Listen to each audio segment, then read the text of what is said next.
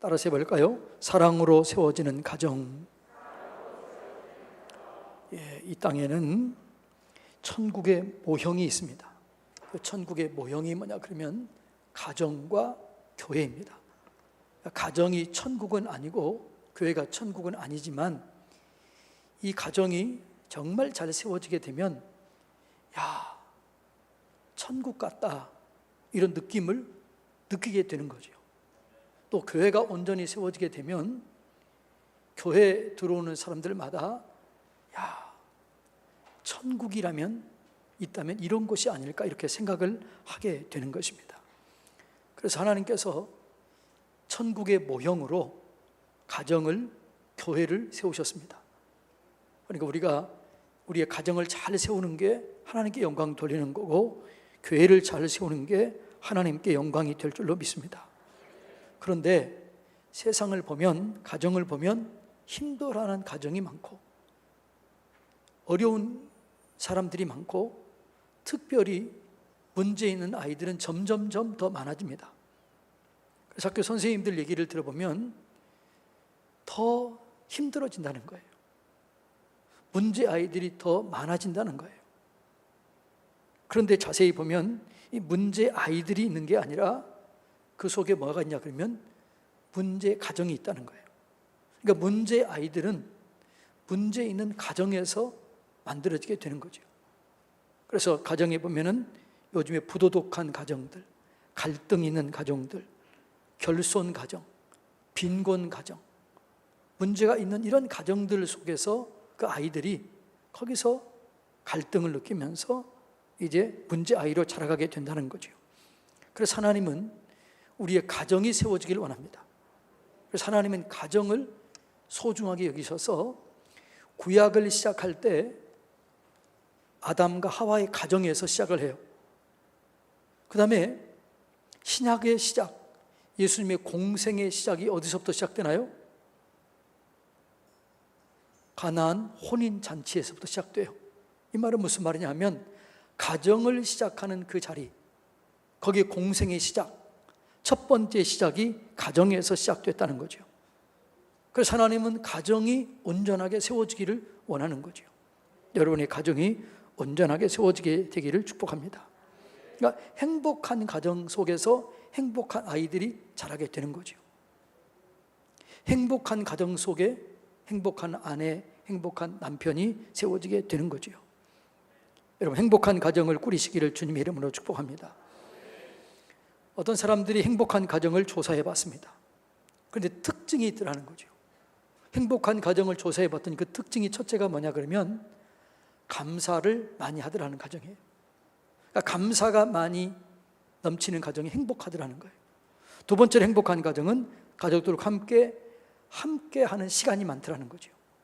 함께 놀이를 하고 함께 여행을 하고 함께 맛있는 음식을 먹고 이렇게 함께 하는 시간이 많더라는 거예요. 그 다음에 세 번째로는 가족 간에 대화가 많더라는 거죠. 대화를 하니까 오해가 없는 거죠. 오해가 없으니까 소통이 잘 되는 거죠.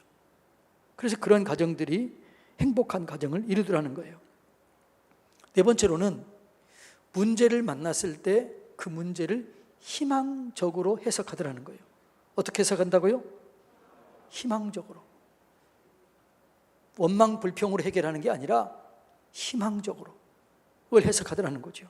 마지막 중요한데 이 가정을 보니까 신실한 믿음의 가정들이라는 거죠.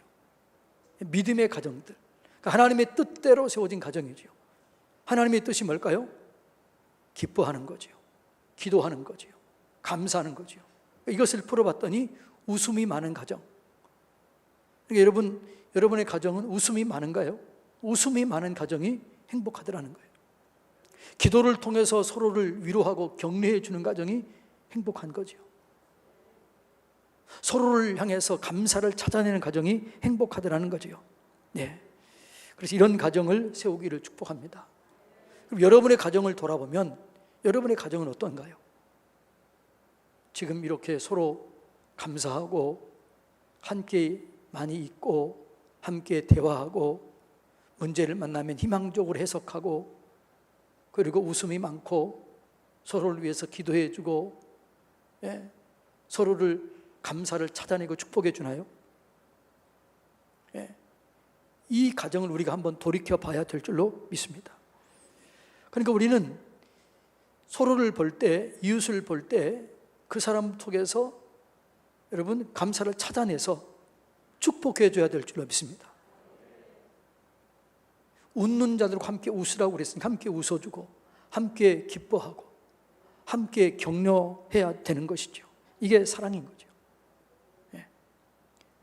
이렇게 할 때 하나님이 그 가정을 축복해 주신다는 거지요. 그런데 여러분, 우리 그리스도인의 가정은 믿지 않는 가정보다 훨씬 더 좋은 가정을 세울 수 있는 가능성이 있다는 거죠. 왜 그러냐 그러면 사랑이 어디서부터 오는 걸 알기 때문에 그래요. 사랑은 어디서부터 올까요? 네, 알긴 아시나요? 사랑은 하나님으로부터 오는 거예요. 그러니까 우리 속에는 하나님이, 우리 사랑이 없는 거죠. 그래서 사랑을 하나님으로부터 배워야 되는 거예요. 하나님을 사랑으로부터 배우면 그 사랑이 우리 가운데 이루어지게 되고 진실한 사랑을 할 수 있게 되는 것입니다. 그래서 여러분, 사랑할 수 있도록 사랑은 배워야 되는 거죠. 에릭 프롬이라고 하는 분이 이 사랑의 고전 책을 썼지요. 그 책이 뭐예요? 사랑의 기술이라는 책을 썼어요. 이 사랑의 기술이라는 책의 내용은 중심이 이런 거예요. 사랑은 감정이나 느낌이 아니다. 사랑은 의지하고, 사랑은 결단하고, 사랑은 희생하는 거다. 그래서 사랑은 기술이 필요하다는 거예요. 기술이 필요하다는 말은 무슨 말이지요? 배우고 익혀야 하는 거예요. 그래서 사랑을 배우고 익혀야만 진짜 사랑할 수 있게 되는 것입니다. 그래서 사람은 내가 경험한 만큼 다른 사람을 사랑할 수 있게 되는 거죠. 받은 만큼 사랑할 수 있게 되는 거죠. 근데 많은 부모들이 자녀를 사랑하는데 어떻게 사랑하는지 몰라요. 왜 그럴까요? 사랑을 받아본 적이 없거든요. 여러분, 부부간에 사랑해야 되는데 여러분의 부모가 서로를 사랑하고 존중하는 것을 본 적이 없다면 존중하고 인정해주는 그런 게 부족한 게 되는 거죠. 그래서 여러분, 지금 우리의 가정이 그걸 본을 보여줘야 되는 거죠. 여러분, 사랑을 경험하지 못한 사람들이 사랑한다는 건 참 쉽지가 않아요. 저도요, 아버지의 사랑을 잘 받지 못하고 자랐습니다.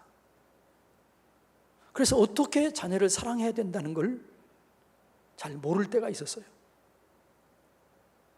그런데 감사한 게 제가 대학원에서 상담을 공부하면서 많이 깨달은 거죠. 아하, 우리 아이들이 상처를 많이 받을 수 있었겠구나. 내 아내가 상처를 많이 받을 수 있었겠구나. 왜요? 내가 몰랐기 때문에.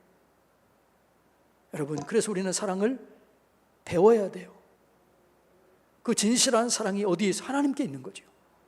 하나님께 사랑을 배워서 그 사랑을 알고 그 사랑을 나누어 주는 것이 그리스도인의 사랑입니다. 그래서 성경은 사랑을 얘기하는 정의가 비슷하지만 조금씩 달라요. 지난번에도 얘기했지만 왜 그렇게 사랑의 정의가 다르냐? 내가 경험한 사랑이 다르기 때문에 그러는 거죠. 자, 사도 바울은 어떤 사랑을 경험했느냐? 그 사도 바울이 경험하고 깨달은 사랑을 고린도전서 13장 4절로 7절 이렇게 얘기합니다. 다 같이 읽어볼까요? 시작. 사랑은 오래 참고, 사랑은 온유하며, 시기하지 아니하며, 사랑은 자랑하지 아니하며, 교만하지 아니하며, 무례히 행하지 아니하며, 자기의 유익을 구하지 아니하며, 성내지 아니하며, 악한 것을 생각하지 아니하며, 불의를 기뻐하지 아니하며, 진리와 함께 기뻐하고, 모든 것을 참으며, 모든 것을 믿으며, 모든 것을 바라며, 모든 것을 견디느니라. 이 사랑을 얘기했는데 이 사랑이 누가 경험한 사랑이에요? 바울이 경험한 사랑이에요. 누구한테 경험한 사랑이에요? 하나님으로부터 경험한 사랑이 바울이 경험한 사랑이에요. 그래서 바울이 이렇게 사랑은 오래 참고 오래 견디고 무례히 행치 아니하고 성내지 아니하고 교만하지 아니하고 자랑하지 않은 이 사랑을 경험한 거죠. 사실 사울은 예수님을 믿는 사람들을 핍박했습니다. 잡아서 감옥에 가두었습니다. 그리고 죽이기까지 했습니다. 그런데 그 바울을 찾아와 주신 거예요. 그래서 바울이 로마서 5장에서는 이런 사랑을 또 경험하고 이렇게 얘기합니다. 내가 경건하지 않았을 때, 내가 죄인 되었을 때, 내가 원수 되었을 때에 하나님께서 나를 사랑하심으로 자기의 사랑을 확증했다, 이렇게 그래요. 그러니까 이 사랑은 누가 경험한 거예요? 바울이 경험한 거예요. 그래서 우리가 경험한 사랑만큼 경험할 수 있게 되는 거죠. 하나님으로부터 사랑을 경험하고, 여러분 부모로부터 사랑을 경험하고, 여러분의 자녀들이 여러분의 사랑을 충분히 받을 수 있도록 사랑해야 될 줄로 믿습니다. 베드로의 사랑은 좀 다르게 정의해요.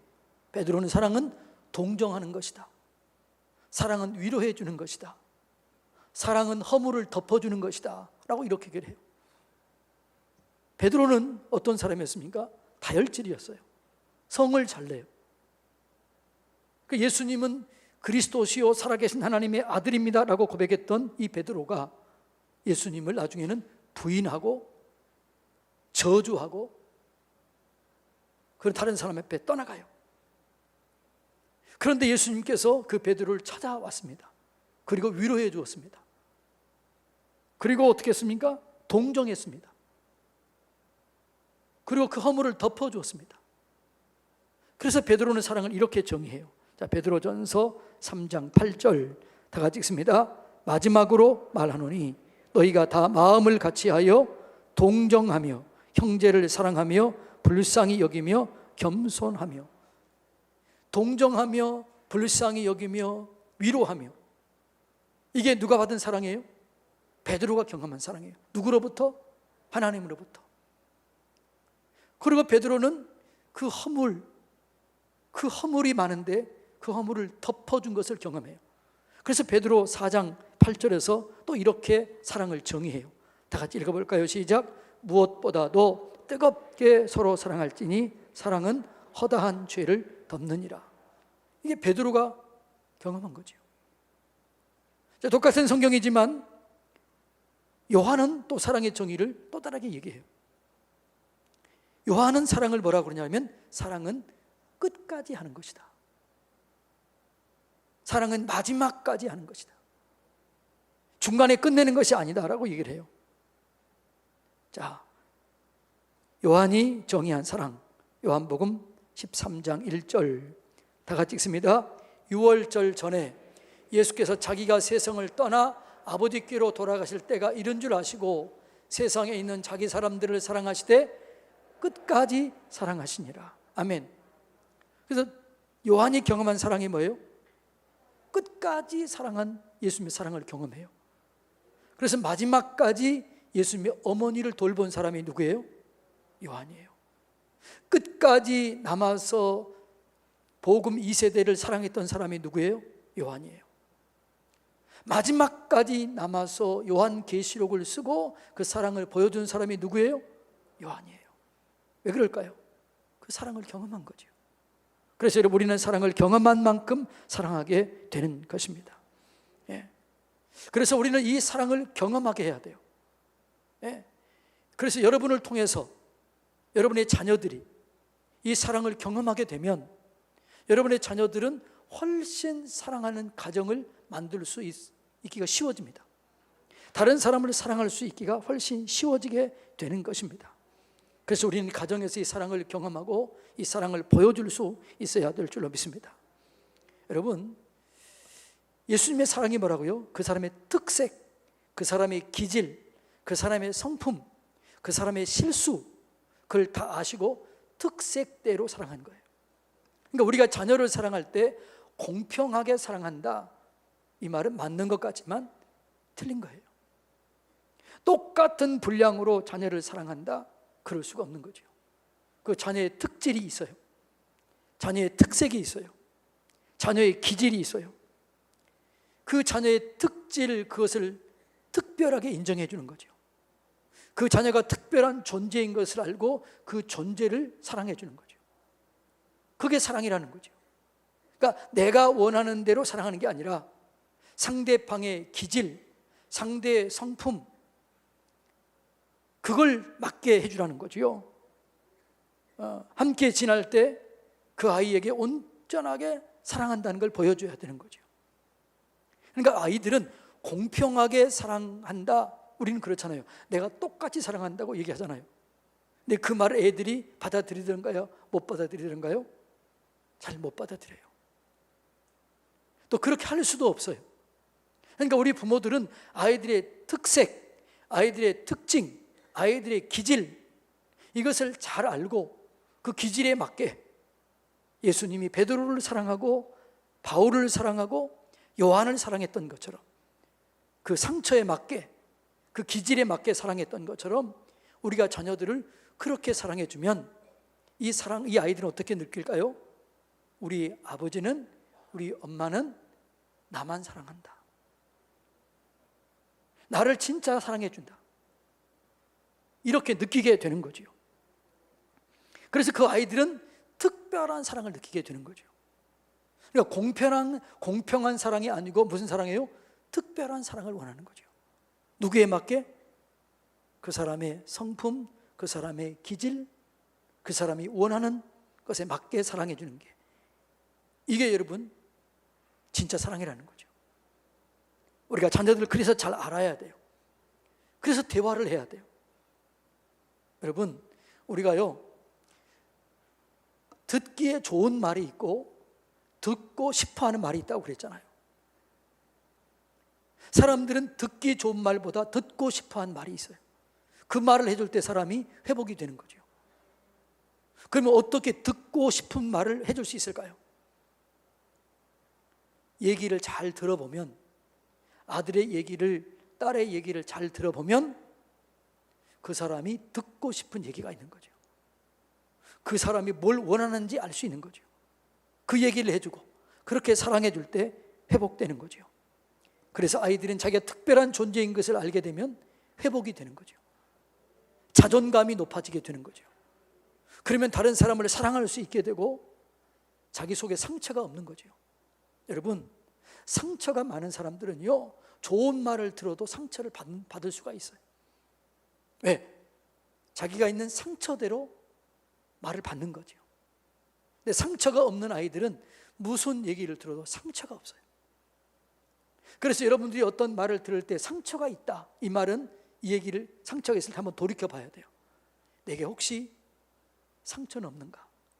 주여, 내게 상처가 있다면 거룩한 지우개로 지워주십시오. 내가 받은 상처를 우리의 자녀에게 흘러보내지 않게 해주십시오. 나를 치료해 주십시오. 내 언어가 상처 주는 말 되지 않게 해주십시오. 이렇게 해야 되는 거죠. 그래서 우리는 내가 사랑을 경험하고 이 경험한 사랑을 나누어야 될 줄로 믿습니다.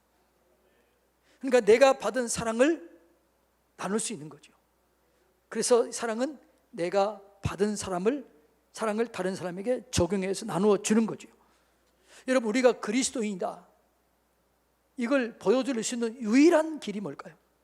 그걸 사랑하는 거예요. 요한복음 13장 34절로 35절 다 같이 읽습니다. 시작. 새 계명을 너에게 주노니 너희가 서로 사랑하라. 너희가 서로 사랑하면 이로써 모든 사람이 너희가 내 제자인 줄 알리라.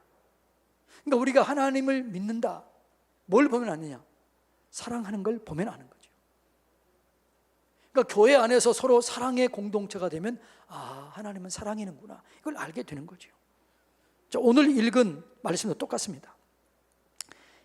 요한일서 4장 11절로 12절 한번 읽어볼까요? 시작. 사랑하는 자들아, 하나님이 이같이 우리를 사랑하셨은즉 우리도 서로 사랑하는 것이 마땅하도다. 그러니까 사랑의 출발은 어디서부터 시작되는 거죠? 하나님이 이같이 사랑하셨은즉, 그러니까 사랑은 하나님으로부터 시작되는 거예요. 그러니까 이 사랑을 받아야만 사랑할 수 있게 되는 거죠. 자, 12절 읽습니다. 어느 때나 하나님을 본 사람이 없으되 만일 우리가 서로 사랑하면 하나님이 우리 안에 거하시고 그의 사랑이 우리 안에 온전히 이루어지느니라. 할렐루야. 그러니까 하나님 사랑은 항상 출발이 하나님입니다. 그 사랑을 경험하게 되면 우리 안에 사랑이 이루어지게 되고, 사랑이 이루어지게 되면 원수도 용서할 수 있게 되고, 진짜 사랑하지 못할 사람도 사랑할 수 있는 능력을 얻게 되는 것입니다. 그래서 사랑은 반드시 받고 흘러보내야 되는 거죠. 그래서 사랑은 동사예요. 사랑은 움직이는 거죠. 적용이 없는 사랑은 사랑이 아니에요. 사랑은 움직여야 되는 거죠. 행함이 없는 믿음이 죽은 믿음처럼 행함이 없는 사랑은 죽은 거라고 말을 하게 되는 거죠. 그래서 사랑은 행동으로 보여주는 거죠. 허물을 덮어주고, 희생해주고, 나누어주고, 이해해주고, 용서해주고, 이게 감정적으로 되는 게 아니라 의지를 결단해야 되는 것입니다. 예. 여러분, 성경은 사랑을 덮어주는 것이다 라고 얘기한다고 그랬는데, 이 덮어주는 사랑이 지금 우리에게 너무 많이 필요한 것 같아요. 예. 우리는 지금 많은 사람들이 분노가 너무 많아. 그래서 덮어주지를 못하는 거예요. 그래서 세상이 더 힘들게 되는 것을 볼 수 있습니다. 예. 여러분, 성경에 보면 노아의 후손의 이야기가 나옵니다. 노아가 대홍수를 통해서 수많은 사람들이 다 죽었잖아요. 그 마음이 너무나 힘들었을 것입니다. 그래서 나중에 농사가 잘 됐을 때 어떻게 해요? 포도주를 마시고 되취합니다. 그리고 다 발가벗고 누워 있어요. 그걸 먼저 누가 봅니까? 아들 함이 봅니다. 함이 가서 그 두 형제들에게 얘기해요. 야, 아버지가 발가벗고 이렇게 누워 있다. 이게 무슨 일이냐 이게? 어떻게 아버지가 저럴 수 있냐? 이렇게 얘기합니다. 그러자 셈과 야벳은 그 아버지의 부끄러운 부분을 보지 않기 위해서 이렇게 보자기를 들고 뒷걸음쳐 들어갑니다. 뒷걸음쳐 들어가서 아버지를 부끄러운 부분을 덮어줘요. 그리고 나중에 아버지가 알게 됩니다. 그때 그 아버지가 뭐라고 얘기합니까? 자, 덮어주지 못한 함은 가나안 후손이 되는데 이렇게 얘기합니다. 자, 창세기 9장 25절 다 같이 읽습니다. 이에 이르되 가나안은 저주를 받아 그 형제들의 종이 되기를 원하노라. 그러니까 덮어주지 못한 사람은 그걸 그대로 자기가 받는 거예요. 심은 대로 거둔다고 그러잖아요. 덮어주지 못하고 이해하지 못하고 용서하지 못한 사람은 똑같이 받아요. 자, 그런데 덮어줬던 셈, 야벳에 대해서는 뭐라고 얘기하느냐? 자, 26절로 27절 다 같이 읽습니다. 또 이르시되 셈의 하나님 여호와를 찬송하리로다. 가나안은 셈의 종이 되고 하나님이 야벳을 창대하게 하사 셈의 장막에 거하게 하시고 가나안은 그의 종이 되게 하시기를 원하노라 하였노라. 네. 덮어주는 사람에게 대해서 뭐라고 그래요? 하나님 복을 주시는 거죠. 창대하게 하겠다. 다른 사람이 너를 도와주게 하겠다. 이렇게 얘기하는 거죠. 여러분, 그래서 허물을 덮어주는 자가 복을 받습니다. 허물을 덮어주는 자가 보호를 받습니다. 내가 잘 되는 길은 다른 사람을 잘 되게 하는 거예요. 내가 보호를 받는 것은 다른 사람의 허물을 덮어주면 내가 보호를 받게 되어 있습니다. 잠언 17장 9절 다 같이 읽습니다. 허물을 덮어주는 자는 사랑을 구하는 자요 그것을 거듭 말하는 자는 친한 벗을 이간하느니라. 그러니까 사랑은 뭐 덮어주는 거죠. 자꾸 얘기하면 이간시키는 거죠. 어떤 사람은 조그만 문제가 있으면 이 문제를 가지고 주변 사람들이 다 얘기하는 사람이 있어요. 그 관계가 깨지는 거예요. 어떤 사람은 그런 얘기를 들었을 때 입을 다물고 기도합니다. 하나님, 용서해 주세요. 긍휼을 베풀어 주세요. 그러면 하나님이 그를 축복해 주실 줄로 믿습니다. 하나님이 도와주실 줄로 믿습니다. 하나님은 살아계십니다. 여러분이 억울한 일을 당했을 때 하나님께 기도하시고 잠잠히 기다리세요. 하나님이 갚아주실 줄로 믿습니다. 반드시 갚아주셔요. 이걸 믿어야만 내가 용서할 수 있고 내가 평안을 유지할 수 있게 되는 거죠. 사랑은 배려해 주는 것입니다. 여러분, 배려해 줄 때 서로 간에 잘 되는 거죠. 성경에 보면 우리가 지난주인가요? 봤죠? 나오미와 룻 이야기예요. 시어머니 나오미, 며느리 룻 얘기해요. 시어머니가 얘기합니다. 그 며느리를 딸이라고 얘기해요. 딸들아, 내게는 희망이 없고 내게는 소망이 있고 없고 내게는 너에게 줄 것이 없다. 나를 따라오면 너에게 유익이 없다. 너희 고향으로 가서 거기서 새로운 남편을 만나서 행복하게 지내라. 이렇게 얘기를 해요. 배려한 거죠. 그런데 그 며느리 룻이 뭐라고 그래요? 아닙니다. 어머니 가시는 곳에 나도 가겠고, 어머니 머무는 곳에 나도 머물고, 어머니의 백성이 내 백성이 되고, 어머니의 하나님이 내 하나님이 되고, 어머니가 죽는 자리에 나도 죽겠습니다. 죽는 일 외에 내가 어머니를 떠나면 벌을 받기를 원합니다. 제발 떠나지 말게 해주십시오. 배려하는 거죠. 배려. 서로 간에 배려해 주는 거죠. 거기서 예수님의 조상이 그게 되는 거예요. 다윗의 조상이 거기서 나오는 거죠. 하나님께서 복을 주시는 거죠. 그래서 여러분, 우리가 사랑하기 위해서는 배려해야 돼요. 또 사랑하기 위해서는 이해해야 돼요. 이해. 여러분, 이해가 안 되면 오해가 돼요.